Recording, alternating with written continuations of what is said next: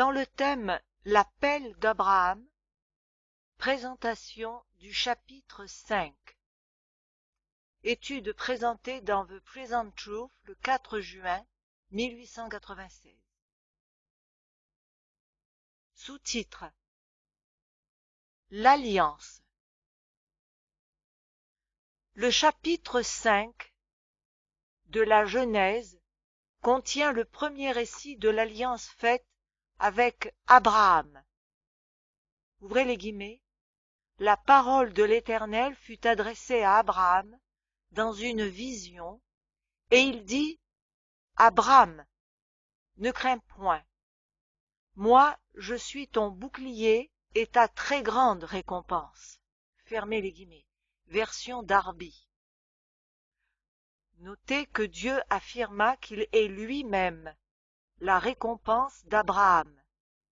Si nous sommes à Christ, nous sommes de la postérité d'Abraham et selon la promesse, héritiers. Héritier de qui? Ouvrez les guillemets. Héritier de Dieu et co-héritier de Christ. Fermez les guillemets. Romains 8, verset 17. Le psalmiste se référait au même héritage. Ouvrez les guillemets. L'Éternel est la portion de mon héritage. Version Darby. Psaume 16, verset 5.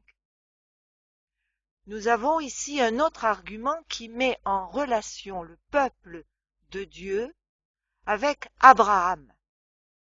Son espérance n'est autre que la promesse de Dieu à Abraham. La promesse que Dieu fit à Abraham ne le concernait pas lui seulement, mais aussi sa postérité. De manière qu'Abraham dit au Seigneur, ouvrez les guillemets, Seigneur éternel, que me donneras-tu? Je m'en vais sans enfant, et l'héritier de ma maison, c'est Eliezer de Damas.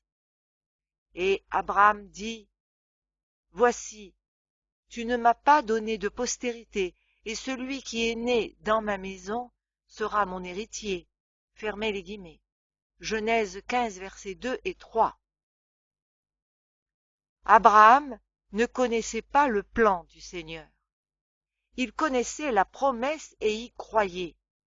Mais comme il vieillissait et n'avait pas d'enfant, il pensa que la postérité qui lui avait été promise viendrait à travers son serviteur. Mais ce n'était pas le plan de Dieu. Abraham ne devait pas être le progéniteur d'une race de serviteurs, mais d'hommes libres. Alors l'Éternel lui dit, ouvrez les guillemets, ce n'est pas lui qui sera ton héritier, mais c'est celui qui sortira de tes entrailles qui sera ton héritier. Après l'avoir conduit dehors, il dit, regarde vers le ciel et compte les étoiles, si tu peux les compter. Et il lui dit, telle sera ta postérité. Abraham eut confiance en l'Éternel, qui le lui imputa à justice. Fermez les guillemets. Genèse 15, versets 4 à 6. Ouvrez les guillemets. Abraham eut confiance en l'Éternel. Fermez les guillemets. La racine du verbe traduit par eut confiance est le mot amen. L'idée est solide, bien fondée. Quand Dieu prononça la promesse, Abraham dit amen, c'est-à-dire qu'il bâtit sur Dieu en prenant la parole de Dieu comme une base sûre. Mettez ceci en relation avec Matthieu 7, 24 et 25. Dieu promit à Abraham une grande maison. Mais cette maison devait être édifiée dans le Seigneur. Et c'est ainsi qu'Abraham le comprit. qui commença à construire sans retard. Jésus-Christ est le fondement, vu que, ouvrez les guillemets, personne ne peut poser un autre fondement que celui qui a été posé, savoir Jésus-Christ, fermez les guillemets. 1 Corinthiens 3, verset 11. La maison d'Abraham est la maison de Dieu, édifiée, ouvrez les guillemets, sur le fondement des apôtres et des prophètes, Jésus-Christ lui-même étant la pierre angulaire. Fermez les guillemets. Éphésiens 2, 20. Ouvrez les guillemets. Approchez-vous de lui, pierre vivante, rejetée par les hommes, mais choisie et précieuse devant Dieu. Et vous-même, comme des pierres vivantes, édifiez-vous pour former une maison spirituelle, un saint sacerdoce, afin d'offrir des victimes spirituelles, agréables à Dieu par Jésus-Christ. Car il est dit dans l'Écriture, « Voici, je mets en Sion une pierre angulaire, choisie, précieuse, et celui qui croit en elle ne sera point confus. » Fermez les guillemets. 1 Pierre chapitre 2, versets 4 à 6. Et Abraham eut confiance en l'Éternel, qui le lui imputa à justice. Pourquoi? Parce que foi signifie édifier sur Dieu et sa parole. Et ceci signifie recevoir la vie de Dieu et sa parole. Observez dans les versets cités par l'apôtre Pierre que le fondement sur lequel s'édifie la maison est une pierre vivante. Le fondement est un fondement vivant, de qui ceux qui viennent à lui et reçoivent la vie, de façon de ce que la maison édifiée soit une maison vivante. Elle croît à partir de la vie de son fondement. Mais le fondement est droit, ouvrez les guillemets. L'Éternel est droit, il est mon rocher, et il n'y a point d'injustice en lui, fermez les guillemets. Psaume 92, verset 15. Donc, puisque la foi signifie édifier en Dieu et sa sainte parole, il est évident que la foi doit être juste pour celui qui la possède et l'exerce. Jésus-Christ est l'origine de la foi. La foi a en lui son commencement et sa fin. Il ne peut y avoir une foi réelle qui n'ait Christ pour centre. Aussi, quand Abraham crut au Seigneur, il crut au Seigneur Jésus-Christ. Dieu ne s'est jamais révélé à l'homme que par Christ. Voir Jean chapitre 1 verset 18. Que la croyance d'Abraham fût une foi personnelle dans le Seigneur Jésus-Christ est mise en évidence par le fait que cela lui fut imputé à justice. Et il n'y a pas de justice exceptée par la foi de Jésus-Christ. Ouvrez les guillemets, lequel, de par Dieu, a été fait pour nous sagesse, justice et sanctification et rédemption. Fermez les guillemets. 1 Corinthiens 1:30. Aucune justice n'aura la moindre valeur quand le Seigneur apparaîtra, excepté, ouvrez les guillemets, celle qui s'obtient par la foi en Christ, la justice qui vient de Dieu par la foi. Fermez les guillemets. Philippiens 3, verset 9. Mais vu que Dieu lui-même considéra la foi d'Abraham comme justice, il est clair que la foi d'Abraham était uniquement centrée en Christ, de qui provient sa justice. Et ceci démontre que la promesse de Dieu à Abraham ne fut que par Christ. La postérité ou descendance serait exclusivement celle qui est par la foi de Christ, vu que Christ lui-même est la semence. la postérité d'Abraham, qui devrait être aussi innombrable que les étoiles, sera composée de l'armée immense qui lava sa robe dans le sang de l'agneau. Les nations qui seront issues de lui seront les nations qui auront été sauvées. Apocalypse 21, verset 24. Mettez-le en relation avec Matthieu 8, 11. Ouvrez les guillemets. Or, je vous déclare que plusieurs viendront de l'Orient et de l'Occident et seront à table avec Abraham, Isaac et Jacob dans le royaume des cieux. Fermez les guillemets. Puis, ouvrez les guillemets. Pour toutes les promesses de Dieu, c'est en lui qu'est le oui. C'est pourquoi, encore, l'amen par lui est prononcé. Fermez les guillemets. 2 Corinthiens 1, verset 20. Ouvrez les guillemets. En ce jour-là, l'Éternel fit alliance avec Abraham et dit, « Je donne ce pays à ta postérité. » Fermez les guillemets. Genèse 15, 18. Dans les versets précédents, nous trouvons la base de cette alliance. Nous avons d'abord la promesse d'une postérité innombrable et d'une terre. Dieu dit, ouvrez les guillemets, « Je suis l'Éternel qui t'ai fait sortir d'Ur en Chaldée pour te donner en possession ce pays. » Fermez les guillemets, verset 7.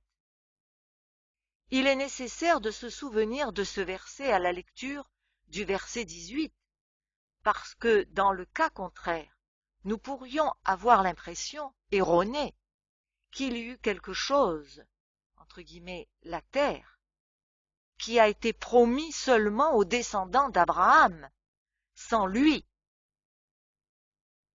Ouvrez les guillemets. Les promesses ont été faites à Abraham et à sa postérité. Fermez les guillemets. Galates 3,16. Rien n'a été promis à sa descendance qui ne lui ait été aussi promis. Abraham crut au Seigneur. Cependant, il dit, ouvrez les guillemets, « Seigneur éternel, à quoi connaîtrai-je que je le posséderai ?» Fermez les guillemets. Genèse 15, verset 8. Plus loin, le récit du partage de la génisse, de la chèvre et du bélier suit. Jérémie 34, 18, 20 y fait allusion. Quand Dieu reproche au peuple la transgression de son alliance. Ouvrez les guillemets. Au coucher du soleil, un profond sommeil tomba sur Abraham. Et voici une frayeur et une grande obscurité vinrent l'assaillir. Et l'Éternel dit à Abraham, « Sache que tes descendants seront étrangers dans un pays qui ne sera point à eux. Ils y seront asservis, et on les opprimera pendant 400 ans. Mais je jugerai la nation à laquelle ils seront asservis. Et ils sortiront ensuite avec de grandes richesses. Toi, tu iras en paix vers tes pères. Tu seras enterré après une heureuse vieillesse. À la 4e génération, ils reviendront ici, car l'iniquité des Amoréens n'est pas encore à son comble. » Fermez les guillemets. Genèse 15, versets 12 à 16. Nous avons vu que cette alliance était une alliance de justice par la foi, vu que la descendance et la terre s'obtiendraient par la foi en la parole de Dieu, foi qui fut imputée à justice à Abraham. Romains 4, versets 20 à 22. Voyons maintenant ce que nous pouvons apprendre de plus des textes cités antérieurement. Il est clair qu'Abraham devrait mourir avant que la possession soit accomplie. Il mourrait très âgé, et sa descendance serait étrangère dans une terre lointaine pendant 400 ans. Non seulement Abraham, mais ses descendants immédiats moururent avant que la postérité possède la terre qui lui avait été promise. De fait, nous savons qu'Isaac mourut avant que les fils d'Israël aillent en Égypte, et que Jacob et tous ses enfants ne moururent en terre d'Égypte. Ouvrez les guillemets. Les promesses ont été faites à Abraham et à sa postérité. Fermez les guillemets. Le chapitre que nous étudions nous dit la même chose. Il est évident qu'une promesse faite à la postérité d'Abraham ne pouvait s'accomplir en donnant ce qui fut promis qu'à une partie de celle-ci. Et ce qui fut promis à Abraham et à sa postérité ne pouvait pas s'accomplir à moins qu'Abraham n'y participe autant que sa descendance. Qu'est-ce que cela démontre? Simplement que la promesse du chapitre 15 de la Genèse, selon laquelle Abraham et sa postérité posséderaient la terre, se réfère à la résurrection des morts et à rien de moins. Ce qui précède est certain, même si nous excluions Abraham lui-même de l'alliance qui est ici énoncée, car, comme nous l'avons vu, il est indiscutable que beaucoup des descendants immédiats d'Abraham seraient déjà morts au moment de l'accomplissement de la promesse, et nous savons qu'Isaac, Jacob et les 12 patriarches moururent bien avant ce moment. Même si nous excluons Abraham, il n'en demeure pas moins que la promesse faite doit englober la totalité et non seulement une partie de la postérité. Mais nous ne pouvons exclure Abraham de la promesse. Il est donc évident que Jésus et la résurrection furent prêchés à Abraham. Sous-titre: Accomplissement après la résurrection. Ceci nous aide à mieux comprendre pourquoi Étienne, quand il dut affronter un jugement pour avoir prêché Jésus, commença son discours par une référence à ces mêmes mots. En parlant du séjour d'Abraham dans la terre de Canaan, il affirme que Dieu, ouvrez les guillemets, ne lui donna aucune propriété en ce pays, pas même de quoi poser le pied, mais il promit de lui en donner la possession, et à sa postérité après lui, quoiqu'il n'eût point d'enfant. Fermez les guillemets, acte 7, verset 5. Dans sa référence à cette promesse, qui était bien connue de tous les Juifs, Étienne leur montra, de la manière la plus indiscutable, qu'elle ne pouvait trouver son accomplissement que par la résurrection des morts par Jésus. Ouvrez les guillemets. Toi, tu iras en paix vers tes pères, tu seras enterré après une heureuse vieillesse. À la 4e génération, ils reviendront ici, car l'iniquité des Amoréens n'est pas encore à son comble. Fermez les guillemets. Ceci nous permet de comprendre pourquoi Abraham mourut dans la foi, bien qu'il n'ait pas reçu l'accomplissement de la promesse.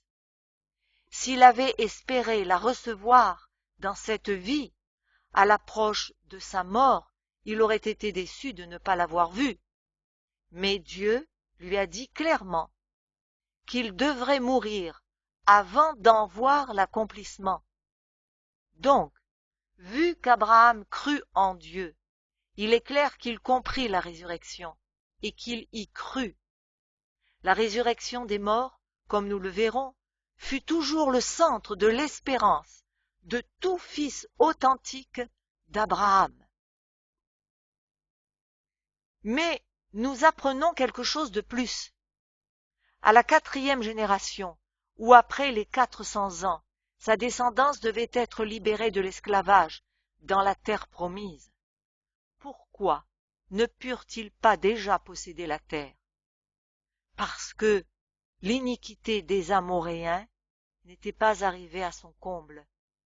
Ceci montre que Dieu donnerait aux Amoréens du temps pour se repentir, ou à défaut, du temps pour qu'ils atteignent le comble de leur méchanceté, démontrant ainsi leur disqualification à posséder la terre. Une fois de plus, ceci prouve que la terre que Dieu promit à Abraham et à sa postérité ne peut être possédée que par un peuple juste. Dieu n'expulserait pas de la terre ceux qui auraient la plus petite possibilité de parvenir à la justice. Mais le fait que ce peuple, qui devrait être détruit devant les enfants d'Abraham, le serait à cause de leur méchanceté, montre que les possesseurs de la terre doivent être justes. Nous voyons donc que la descendance d'Abraham, à qui la terre fut promise, devait être un peuple juste. Ceci a déjà été démontré par le fait qu'une descendance fut promise à Abraham seulement par la justice de la foi.